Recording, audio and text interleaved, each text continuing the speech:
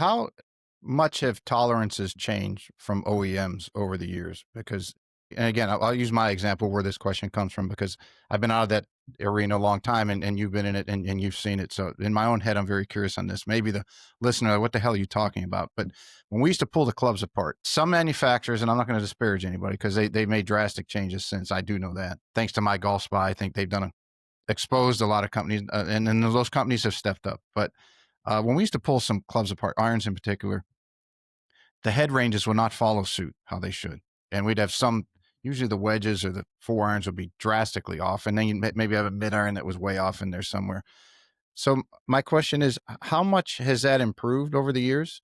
And then if you're working with somebody and you're going to reshaft their clubs and you find out that they have some pretty big gaps or distances between, that they're not flowing how they should, how do you go about working with that to make that person still feel what they want to feel? Yeah, the tolerances have changed quite dramatically. I would say in the shaft space, some significant advancement in the processes. I think when Dick Weiss first created SST Pure, it was to offset how poor the shaft tolerances were at that time. There was some vast differences in sort of shaft performance at that time. Now you can debate, the kind of whether that is as applicable now. And I know I've heard some significant opinions on both sides of the fence. Really strong on both arguments. But I think something like that was born from poor tolerances. When there's so many shafts in the market, club heads we look at nowadays, the range of variants and CT on the head, and from club face polishing to now CNC milling to what's coming down the line is 3D printing. We're finding ways to just shrink those tolerances, as much as we possibly can. And we're getting so good now, I'm not looking, but the manufacturers are getting so good now at kind of making what they intend it to be. That's exactly what you're getting. You don't really have to. It's not the luck of the draw, the kind of the way that it used to be. Yeah, because the fellow I learned from, he had been doing this since the 70s, and he was saying if the club companies would spend usually about 3 cents more to the manufacturer, and most of them back then were in Taiwan, then their tolerances would be almost comparable to what Mura is today, where they're getting it down to less than half a gram. And when John Holowati came on, he told me that I almost fell out of my chair, that you can get it less than half a gram. He said, yeah, just they're so good at their precision and grinding if they need to. And it doesn't even change the visual appearance once you set it down. I thought that was amazing. And that was the big draw, to be honest. That's why you saw club builders that kind of what we're doing it maybe as a hobby, but just the kind of small shops. They were only really dealing with the Muras of the world and the kind of more boutique companies, because those headweight tolerances, when they were building sets so precisely that they were just what you wanted it to be, it would be. I'm still shocked at the tolerances I've seen in the golf industry. I'll be honest, I've been inside pretty much everyone at this point. I've spent time with every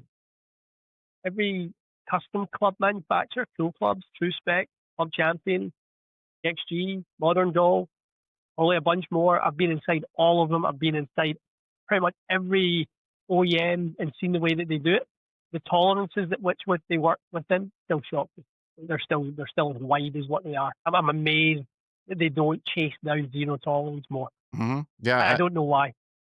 I don't know either. Have you come across Ismail Ben Hayoun in your travels? No. Ishmael was he does AI for with a lot of club companies. He does a fair amount of work with Cleveland, but the AI models on here's where, if we move this, if we do that, the driver in the woods will be more aerodynamic here.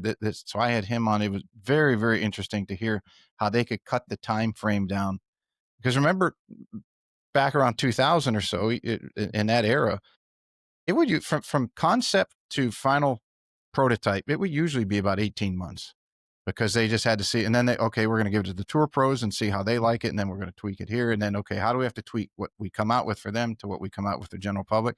He said, no, we can do it in a few weeks with the AI models nowadays. And that just blew me away that they can sit there on a computer screen, enter the data. And I did ask him, I said, I do remember this from club fitting, that if we would input somebody's information, that their current clubs, the weight, the profile, the frequency, the grip, the whole deal, and then we'd input their weight.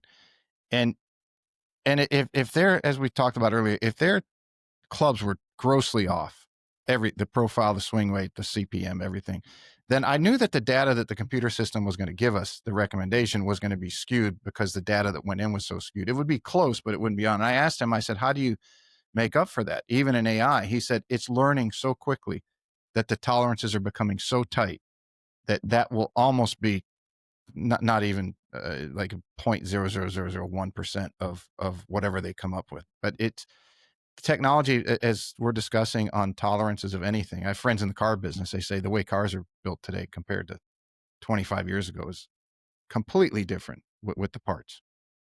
So that's where that question genesis was. I mean, I think the one great thing about our sport, and then we think about the safety of people's jobs when it comes to AI and how incredible AI is going to be. How do we relate? How do we create, a bond between a player and their equipment? How do we get that to be so much synergy between what you feel and what you can execute? A lot of the stuff I'm studying right now, Pete, is